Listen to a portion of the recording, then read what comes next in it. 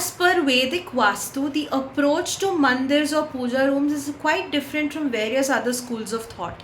The reason why I say this is the restrictions of Vastu in Vedic Vastu kind of outlines saying that it's okay to have a puja mandir in any of the zones that you have, that is, be it north, northeast, east, southeast, southwest, west, northwest, or south.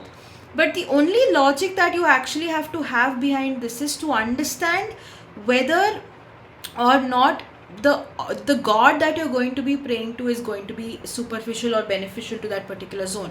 To give you an example, generally, the south zone is not considered that auspicious in different schools of thought, because south is not a very favorable place for having your puja room. But in Vedic Vastu, what we would generally say is the south is okay to have it as long as you're playing, having a puja room dedicated to your Hanuman or your Anjaneya Swami temple or a puja mandir. But that is the logic that goes behind it. When you have gods relating to any of the specific zones and they are only being prayed to, that's completely alright. But generally, the specific zones that you can prove or ask to be favorable to keeping a puja mandir can be your northeast, your east, your north. Along with that, you do have your secondary spaces that you can use. But like I said, any space that you're going to go about placing your puja mandir can be done.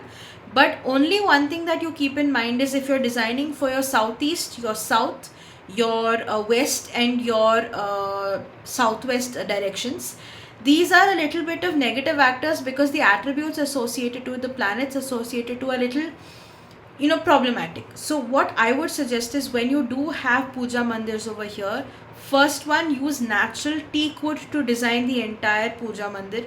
Any natural material that you have, but the framing of the entire structure can be done in pure teak wood.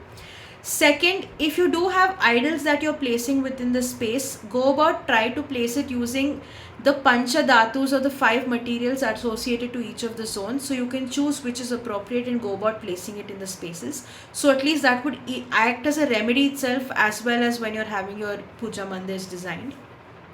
Apart from that, one more thing that I would like to add for the puja mandir is that when you're designing it, if you do have a pyramid kind of structure or a conical structure sitting on top, try to avoid that as much as possible.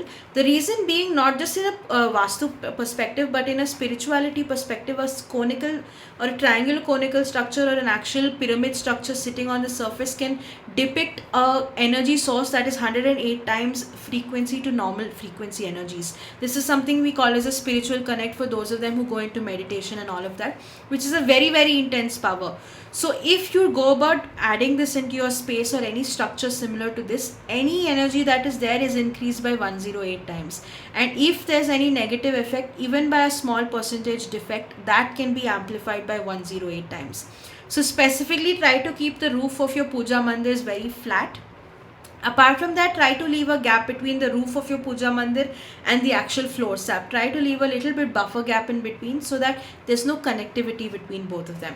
So these are just couple of things that you can actually consider for going about designing your spaces and having a puja mandir within them. Like I said, there are no restrictions as such for in which zone you want to keep your puja mandir, but preferable zones, at least for me, out of all of them, would be your north, northeast, and your east zones to have them. But again, play according to the pancha dhatus as well, and you can go about incorporating the puja mandirs into your space as per basic ideologies.